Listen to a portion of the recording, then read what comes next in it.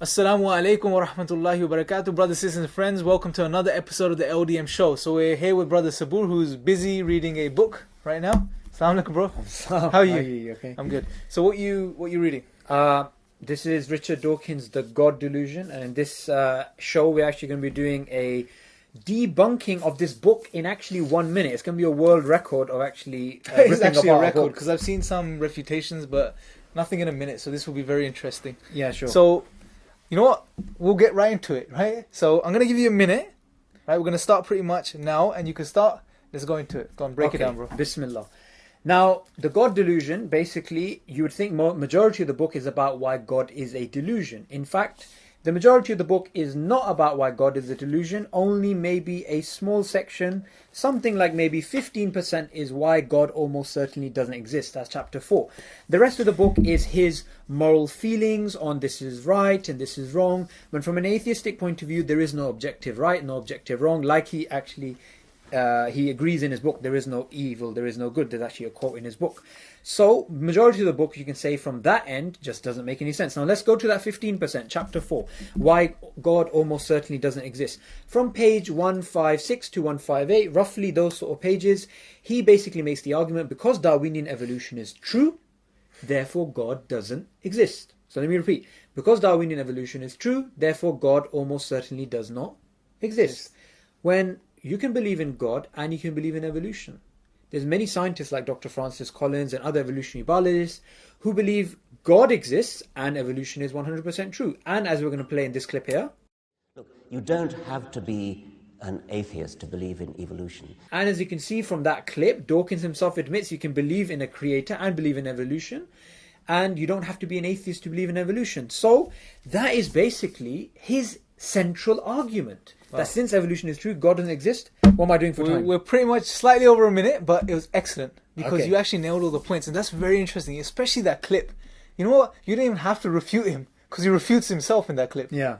And that's crazy. This is an academic, apparent academic, who is saying one thing in his book and then saying a totally different thing on video. But the thing is, for you to understand what his agenda is, we're going to play the full clip.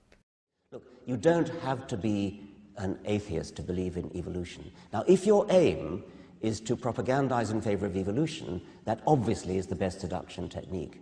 But if your aim is to kill religion, as mine is, then just let me finish. If your aim is to kill religion, then since evolution is manifestly true, then if there are people out there who really believe that that if you are an evolutionist, you've got to be an atheist, then all I've got to do is to persuade them of evolution, which should be comparatively easy, since the evidence is overwhelming, and I'll turn them all into atheists. If anyone, they can go back to the clip and they can watch it again. It is shocking. He is basically feeding off the ignorance of people, something which he claims in the God delusion religious people do. Because there's an impression you have to believe in you have to be an atheist to believe in evolution. He's basically promoting evolution because of that. And he's supposed to be an academic, and it's so sad. He says, if you want to kill religion. Which is his aim. I mean, this is pure hatred, right?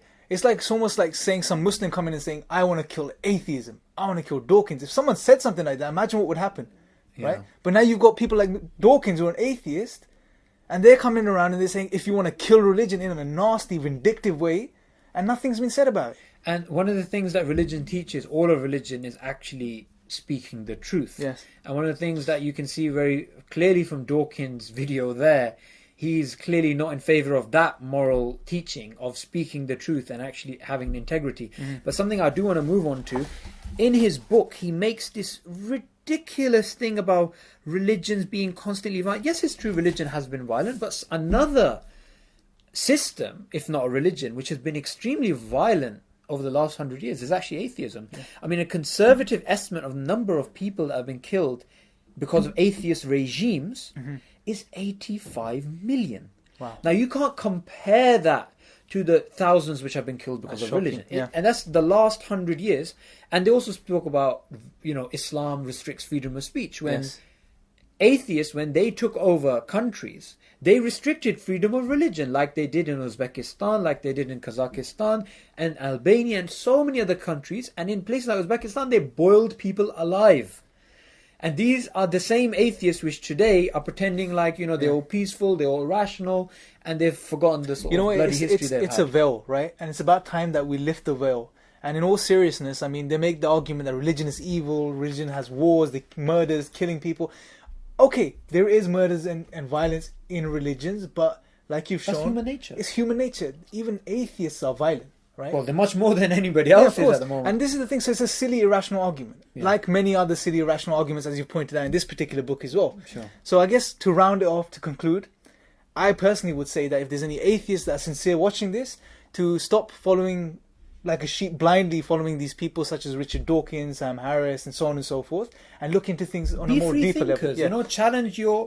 Challenge something which you believe is correct. Yes. And anything else to conclude? Well, one thing I would actually conclude when it comes down to the God delusion is this. I would actually put down, just as another added point, that he believes that one of the biggest questions against the existence of God and why God is also a delusion, one of his points is, well, if everything is so well designed, then there's a bigger problem of who designed the designers. We can't say God exists. Mm-hmm. When I would basically say to that is a really, really childish argument. Yes. And the atheists who repeat that now and again, I just ask them to think about it. If they come across a very complicated camera, would they refuse to acknowledge the camera has a creator because they'll say, well, who created that creator? And obviously we can't have an infinite regress, which we'll discuss in the other videos. Best explanation doesn't require an explanation according to philosophy of science. Course. So what you're saying is that ask the question, but once you accept that the camera has a designer, sure. Right? So you have to accept that first, and then you can ask. And because, like we've got another video coming out explaining who made God, you can't have an infinite regress. Therefore, there must have been a first cause. But that's for another show. Jazakallah khair, bro. May Allah bless you. Thank you for your time, bro. Assalamu alaikum. Assalamu alaikum.